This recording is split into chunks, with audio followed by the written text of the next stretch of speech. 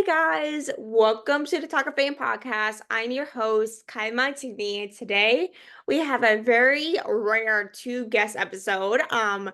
Please welcome Mia Lastrella and Joelle Westwood, co-founders of Western Star Entertainment Group.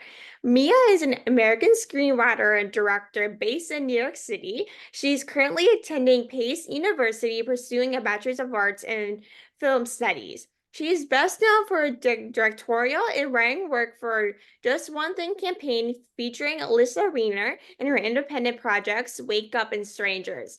In her spare time, Mia volunteers as an accredited videographer for a nonprofit organization and works as a film studies teaching assistant at Pace University. Joey is an actress, producer, published playwright, and screenwriter, also based in New York City. Joey is currently developing two new materials, stay tuned for those, and is an advocate for climate change, animal rights, and educating younger generations on the impact of technology and mental health. I know that is kind of a very long intro, but I really thank you guys for joining us today for today's interview. I really appreciate it and love what you guys are doing. For having us. Also, just so Yeah. you know, my name's Joelle. Yeah, that's why I thought it was. This question to start off for both of you, but how did you guys, connect? I know you guys are both from New York City, but how did you guys kind of, meet while in the city, or did you guys meet before moving there? Bumble BFF. I don't know if you heard of it. We just met through friends and kind of connected over our passion and love for film.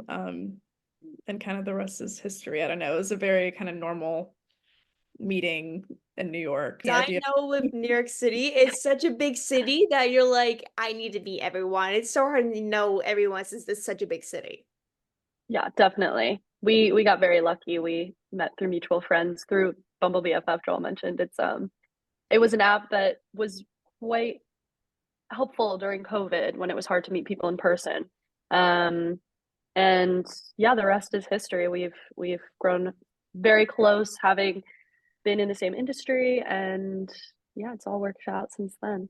Love it. Like, it's crazy. See, I'm familiar with Bumble, so it's very, like such an app where it became so popular during COVID that like I see like so many people meeting in person. I'm just like, what is going on with technologies these days, I especially know. COVID?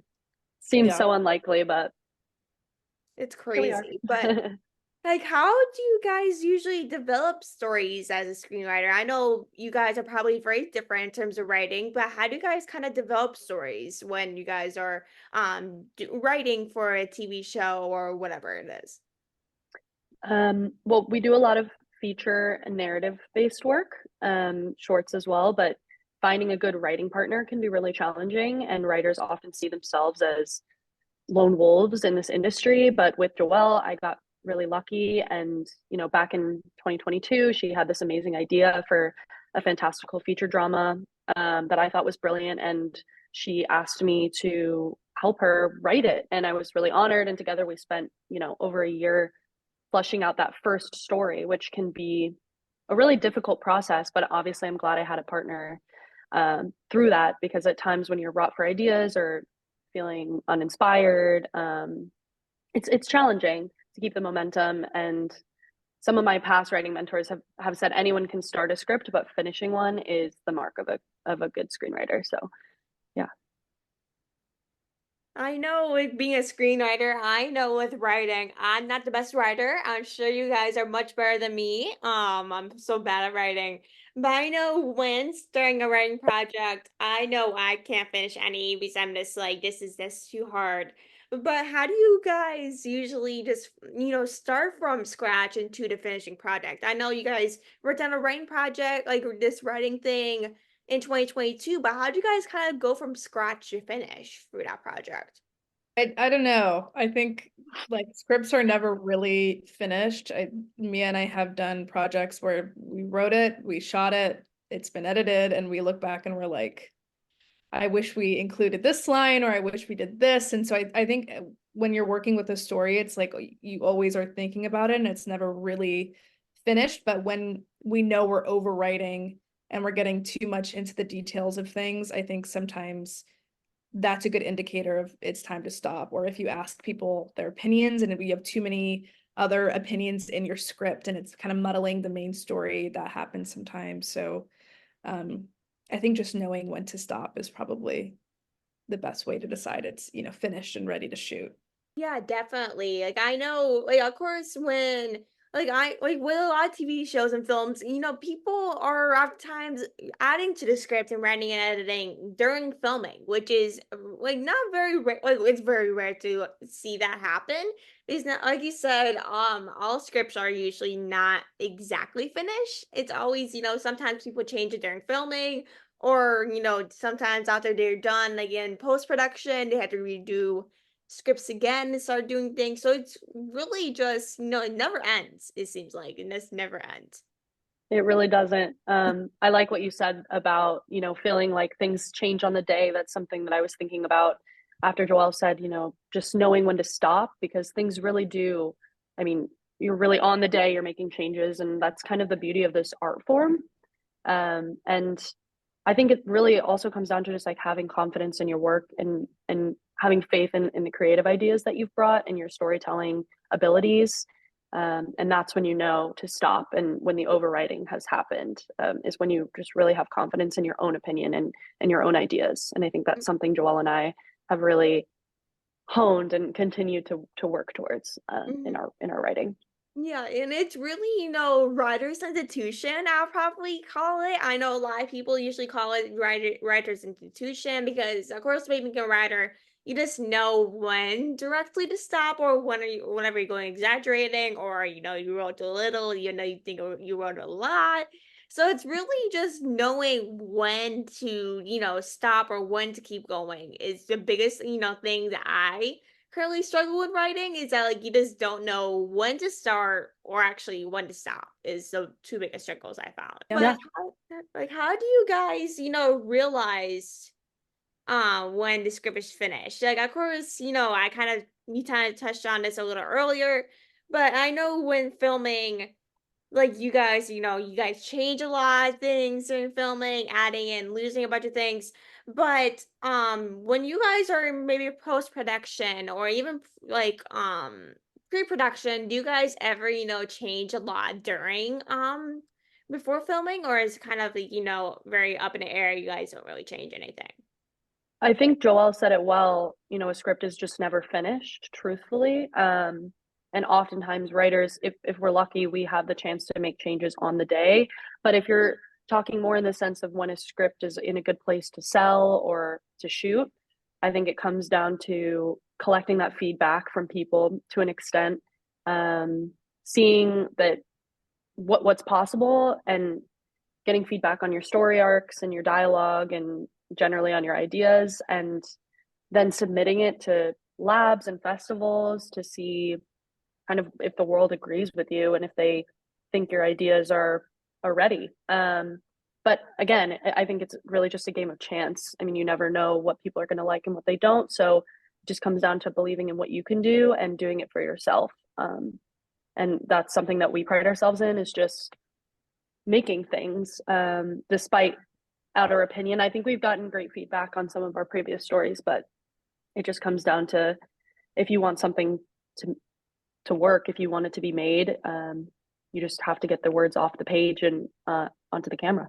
Exactly. Like I know with writing and like directing, like, of course, like when submitting to every festival, like not every festival might not like what you do. And yeah, of course, when submitting festivals before you guys start filming is such a great way to really kind of get other festivals feedback if maybe they will publish this story when we film or whatever they do. I love that you brought that up because that's something I know not a lot of like filmmakers, writers, or directors oftentimes do when, pre-production, post-production, or even filming is such, getting other filmmakers or even, different people and companies that are willing to show your work is something that, like, okay, well, these, big companies showcase their work if this place doesn't, is really such a main factor.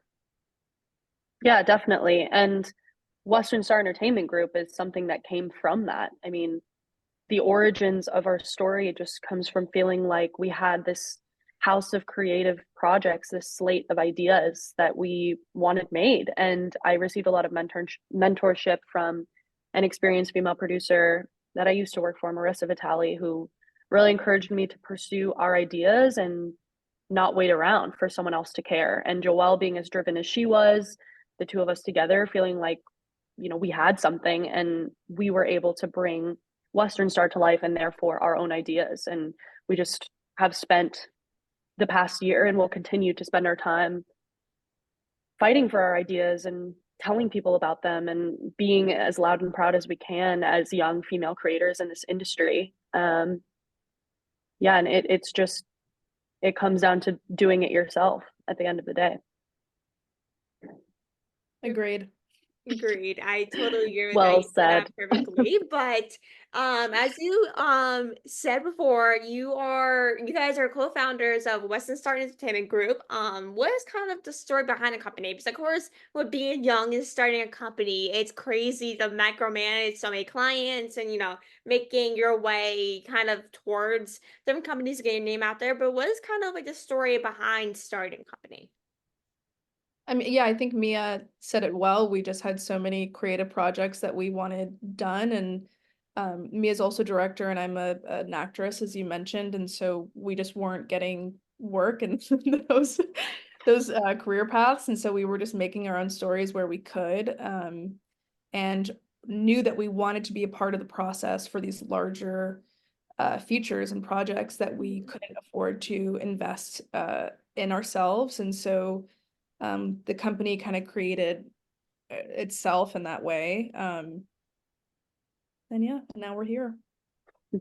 It came to us. It was a calling that we didn't really ask for, a blessing and a curse. I think at the end of the day, we are creatives. Joelle mentioned acting and directing for me, and those are things we're truly passionate about. And I think that's what makes us such great producers. We know what it's like to be a creative with nowhere to put your ideas, and we take creatives that have all of this broad idea and narrow that down into an organizational structure that can be made into a film. And that's really what producers do at its heart. And I think we found a niche there, especially for young emerging talent and young filmmakers and just people that feel like they've been searching for the right resources, and maybe have the funding but need just more help with the structure, and want support from something that's not a large corporation that's just going to throw money at them and tell them hope for the best or we're taking it all back.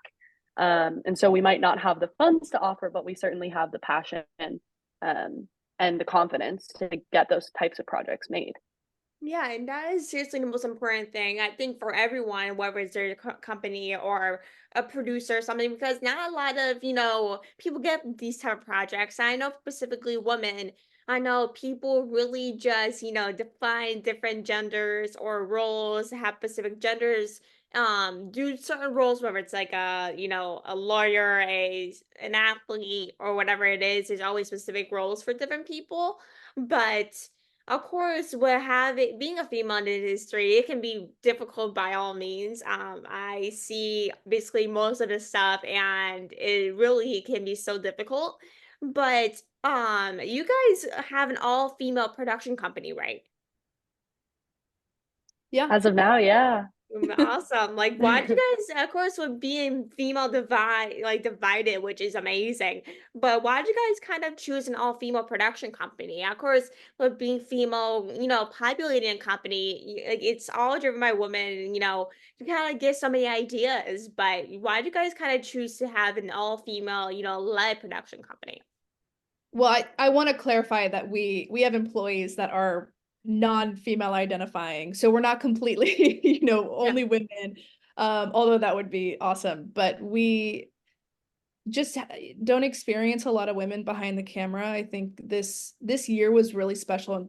I mean, 2023 into 2024 with Greta Gerwig and Margot Robbie and Taylor Swift and Beyonce and their takeover of AMC. There were a lot of women-led projects this year that really showcase that can be very profitable and you can direct projects towards female audiences and it can work for studios. And so that was a really big feat, I think culturally as well. And so we kind of are trying to do a similar thing on a very small scale as an indie production company, where there just aren't a lot of female filmmakers who are getting opportunities, especially young ones, tend to be taken advantage of by older executives. And that's, that's something that we want to try to stop too. And so by having women in those positions as executives and as leaders, can hopefully alleviate that problem as well. So yeah, that's kind of why. I mean, Mia, do you have anything to add?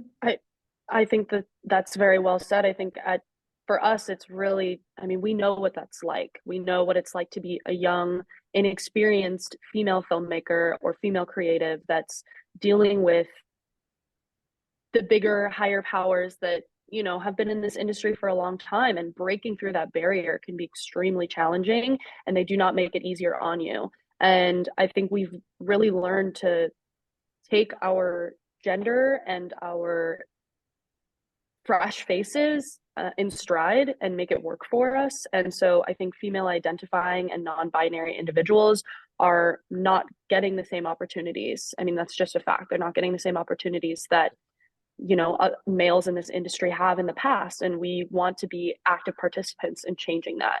And I think Joelle said it well. It's just, we don't see those faces behind the camera, and it's nice to know that we have that support with this movement that's coming about in the industry of women, and we want to be a part of that. And that is honestly such a great way to really be part of that, because of course we're having female-led kind of production companies. I know you have some male workers as well, but to have, a bunch of women trying to make that change is really to really see that happening is such to think like, okay, like is this going to change what's going on right now? Is of course what the amazing movies that came out over the last year, and of course the rest of the year of 2024. There's such amazing couple movies coming out, especially like Barbie and Beyonce, Taylor Swift, movies like Eras Tour, Renaissance, Barbie. Like there's some amazing movies that came out. And it really, having, production companies and being such a young person can be very difficult to kind of navigate, because of course some people might have experience, some people may be some cocky saying I have more experience than you, like you can't be in this industry. But to have you kind of a production company at such a young age and being a woman, it's really just, amazing to kind of see is really making a way for other young women to really start production company as well. Yeah, hopefully. Fingers crossed. Hope so. But for Mia, like how did you kind of write and direct the Just One Thing campaign with Alysia Reiner? I mean, this was just before, Western Star came about. It was one of the reasons that I felt like this is something we could really accomplish. But yeah, I was a part-time volunteer for an amazing nonprofit called Shop Repurpose. They're based in New York City, and they're another female-founded organization founded by Jessie Freschel. She's a big-time designer for wealthy clients, and knowing my experience and my ambitions and having the resources that they did, they allowed me to write this script. And that's centered around this campaign to fundraise and bring awareness to their company and to bring donations into their store. They're a donation-based resale store, and they connected me with Simone Films and PS 360, some other companies, and their amazing teams offered to help out. And yeah, there was a lot of amazing volunteers involved in the process.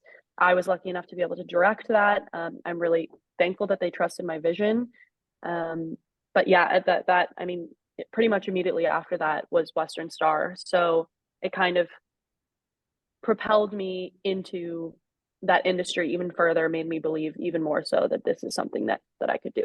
And like once I saw Alyssa's name, I'm like, oh my God, no way. Because Yeah, Alyssa is such an amazing actor, and to work with her, it's just a dream.